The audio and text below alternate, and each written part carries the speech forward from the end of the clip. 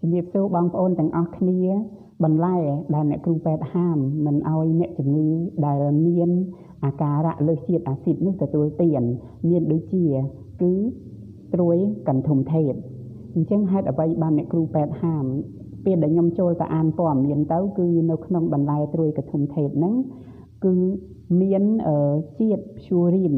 អញ្ចឹងកាលណារាងកាយរបស់យើងរំលាយអាហារទៅគឺរាងកាយរបស់យើងបានបន្លែងជាតិព្យូរីនមកជាជាតិអាស៊ីតអញ្ចឹងកាលណាមានជាតិអាស៊ីតច្រើននៅក្នុងរាងកាយរបស់យើងនោះជាតិអាស៊ីតនោះធ្លាក់តាមសន្លាក់របស់យើងអញ្ចឹងធ្វើឲ្យយើងមានអាការៈឈឺហើមហើយនិងរលាក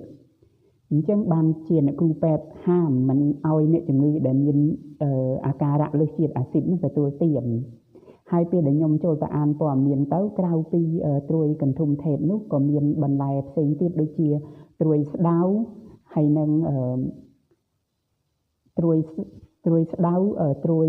ស្អំនិងត្រួយស្លឹកបាសចឹងមានបន្លែត្រួយកន្ធុំថេតត្រួយស្ដៅត្រួយស្អំនិងត្រួយស្លឹកបាសអញ្ចឹងនេះគឺជាព័ត៌មានដែលខ្ញុំស្ដាប់ពីអ្នកគ្រូពេទ្យហើយខ្ញុំចូលទៅអានបន្ថែមដើម្បីឲ្យអ្នកជំងឺដែលមានអាការៈលើសជាតិអាស៊ីតនោះឲ្យគាត់ជៀសវាងអរគុណជម្រាបលា